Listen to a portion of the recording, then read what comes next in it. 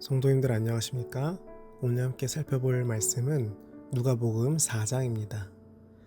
누가복음 4장은 갈릴리 일기 봉사로서 주로 예수께서 기적을 베푸신 이야기이며 나사렛 전도와 가버나움에서 활동하신 기사들이 나옵니다.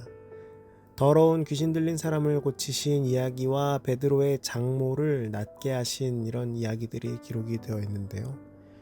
봉사를 시작하시기 전에 예수께서는 성령의 충만함을 입어 광야로 가셔서 40일을 금식하며 기도하십니다. 예수님의 인간적인 육신이 가장 약해진 그때를 틈타 사탄은 하나님의 아들에게 맹렬한 시험을 퍼붓습니다.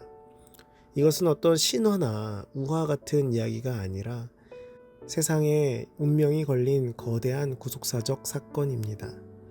사탄의 시험에 져서 죄를 짓고만 옛날 아담과 하와와는 다르게 예수께서는 아담보다 훨씬 더 불리한 상황에서 사탄의 시험을 당당히 물리치시고 인간 구원의 첫 발걸음을 내디디십니다.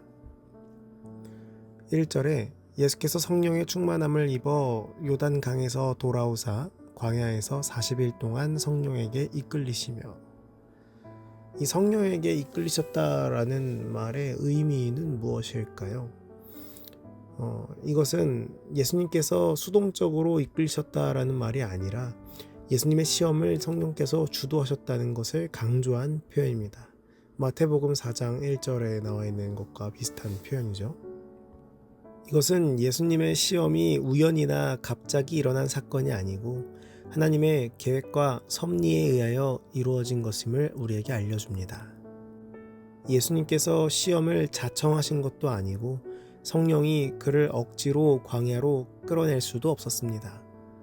예수께서는 그의 공생애를 시작하시기 전에 아담이 사탄의 유혹을 받아 실패한 바로 그 시험에서 승리하심으로 사탄의 세력을 분쇄할 것임을 온 우주에 선포하신 것입니다.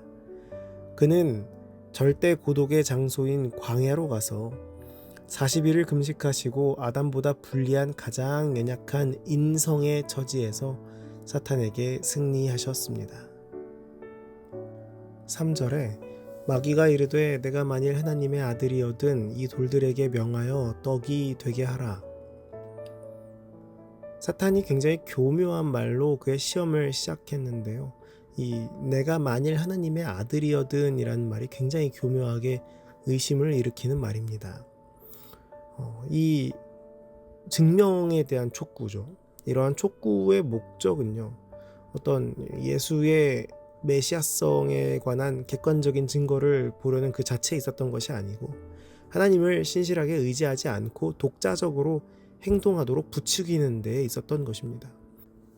이것은 사탄이 어떤 하나님과 예수님의 사이를 와해시킴으로써 하나님의 나라를 멸망시키고 예수가 수행할 메시아적 사명을 방해하려는 굉장히 사악하고 교활한 계략이 들어있는 것이었습니다. 누가복음에 나와 있는 이 시험의 순서와 이 마태복음의 시험의 순서가 조금 다릅니다. 이 성경절들을 살펴보면 누가복음에는 이 5절에 보면은 예수님을 마귀가 끌고 올라가서 순식간에 천하 만국을 보여주는 이런 시험이 나와 있고, 그 다음에 이제 9절에 보면은 예루살렘으로 가서 성전 꼭대기에 이렇게 가는 그 시험이 나와 있습니다. 근데 마태복음에는 이 두 번째와 세 번째가 반대로 나와 있죠. 마태복음엔 두 번째가 이제 마귀가 예수님을 거룩한 성으로 데려가서 성전 꼭대기에 세우고 4장 6절에 보면은 뛰어내리라라고 권하는 것이고요. 근데 이 순서가 다릅니다. 왜 이 두 번째 시험과 세 번째 시험의 순서가 서로 바뀌었을까? 어떤 이 시험의 스케일이나 강도로 보았을 때는 이 떡에 관련된 시험, 그리고 두 번째가 아마도 이 성전에 관한 시험, 성전 꼭대기에 올라가서, 근데 세 번째가 이제 온 천하 만국을 이제 걸고 이제 하는 시험의 순서, 그러니까 마태복음의 시험 순서가 정상적인 차례인 것처럼 보여집니다. 아마도 이 누가가 마태복음에서 기록된 순서를 몰랐을 리는 없고, 그렇다면은 왜 이 시험의 순서를 바꿔서 기록을 하고 예루살렘 성전 꼭대기의 시험을 마지막에 두었을까?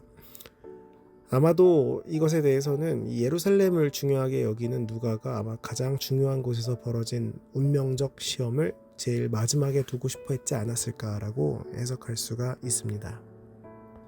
이 누가복음에서 예루살렘과 그 안에 있는 성전은 굉장히 특별한 의미를 가지고 있었습니다. 누가복음은 예루살렘에 대해서 31번 언급했는데 이것은 마태가 13번, 마가가 10번, 요한이 12번 언급한 것에 비해서 한 3배 이상 사용한 것이죠. 이 누가에게 있어서 예루살렘은 구속사에 있어서 운명의 도시였던 것입니다. 하나님께서 그의 아들의 순환을 통해서 구속을 완성하시는 도시이자 이 성령의 강림으로 교회가 탄생하는 도시가 바로 이 예루살렘이었는데, 그리고 그 예루살렘의 중심은 바로 성전이었죠. 그 모든 것이 이루어지는 구속사의 핵심이요 거룩한 곳이 바로 이 예루살렘과 그리고 그 성전이었던 것입니다.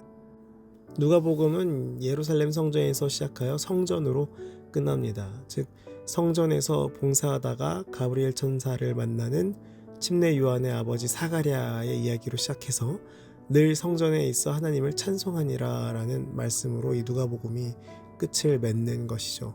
그렇기 때문에 이 누가가 예루살렘에 대해서 굉장히 중요하게 생각하고 중심이라고 생각했기 때문에 아마도 이 순서를 바꾸지 않았을까라고 우리는 생각해 봅니다. 이 시험의 이야기를 살펴볼 때에 예수님의 이 승리의 비결은 무엇이었을까? 물론 예수님이셨으니까 승리하셨다라고 이야기할 수도 있지만 예수님께서 하신 방법이 있잖아요. 예수님의 이 대답들, 이 사탄이 했던 질문과 그 다음에 시험에 대한 대답들을 보면은 다 말씀을 인용하시고 성경의 권위로 하나님의 말씀으로 이 승리하는 모습을 살펴볼 수가 있습니다. 만약에 예수님께서 마귀의 시험에 응해서 놀라운 이적과 기사로 응하셨다고 한다면 하나님께 그릇된 표적을 구하는 셈이 되어서 이 마귀의 시험에 넘어가게 되었겠죠. 그러나 예수님께서는 오직 하나님의 뜻에 순종하고자 하는 예수님의 굳은 결의로 모든 시험을 이겨내시고 말씀으로 그 시험들을 이겨내는 모습을 살펴볼 수가 있습니다. 16절부터 29절에 보면은 이제 예수님께서 안식일에 나사렛의 회당에서 말씀을 주시는 모습이 기록이 되어 있는데요. 처음에는 예수님의 말씀에 대한 이 반응이 긍정적인 반응이었습니다. 22절을 보면은 그들이 다 그를 증언하고 라고 되어 있는데 이것은 긍정적인 반응이죠. 그런데 이 예수님의 이 은혜로운 말씀에 대해서 굉장히 딱 바뀌는 이 청중들의 모습이 나와 있는데 언제부터냐면은 요셉의 아들이 아니냐라는 말부터가 이제 적대적인 태도로 돌변합니다.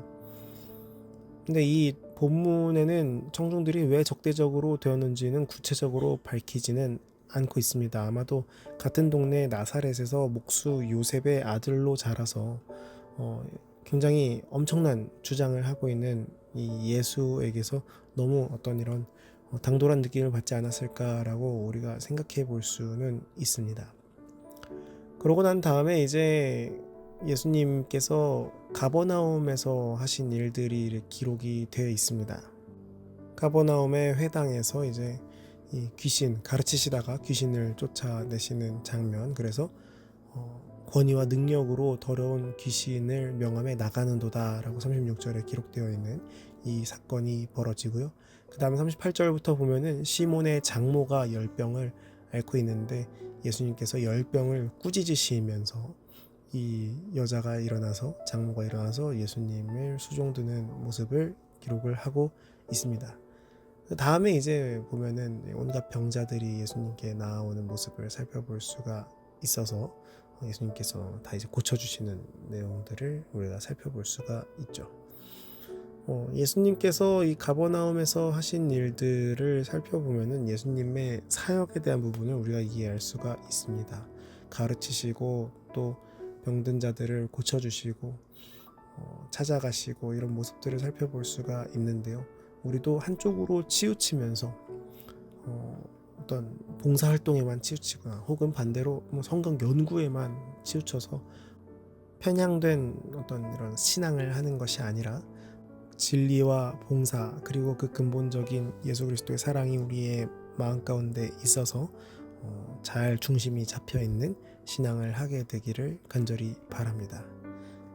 오늘 말씀을 통해서 예수님의 시험 장면과 사역의 장면들을 살펴봤는데요. 우리에게도 이 시험들이 닥쳐옵니다. 그러나 우리가 그것들을 예수 그리스도의 도우심으로 말미암아 전신갑주를 입고 예수 그리스도께서 승리하신 그 길을 따라가는 우리 모두가 되기를 간절히 바랍니다. 뿐만 아니라 예수께서 하셨던 그 사역의 모습을 우리도 배워서 예수 그리스도의 사랑으로 진리와 봉사를 함께하는 우리 모두가 되기를 간절히 바라면서 말씀을 마치겠습니다. 오늘은 청년반 오병찬 청년을 위해 기도하도록 하겠습니다. 하늘에 계신 아버지, 오늘도 말씀으로 아침을 시작하게 하심에 감사합니다. 오늘은 오병찬 청년을 위해 기도합니다. 오병찬 청년이 직장을 옮기고 이사를 했습니다. 새로운 타지에서 잘 적응할 수 있도록 인도하여 주시옵고 영육 간의 강건함을 허락하여 주시옵소서. 오늘 살펴본 말씀처럼 주의 은혜로 주의 능력으로 시험에서 승리하게 되기를 간절히 바랍니다. 뿐만 아니라 예수님의 모습처럼 우리도 균형 잡힌 신앙을 하게 되기를 간절히 원합니다. 주의 모습을 본받는 우리 모두가 되도록 인도하여 주시옵소서. 예수님 이름으로 기도합니다. 아멘.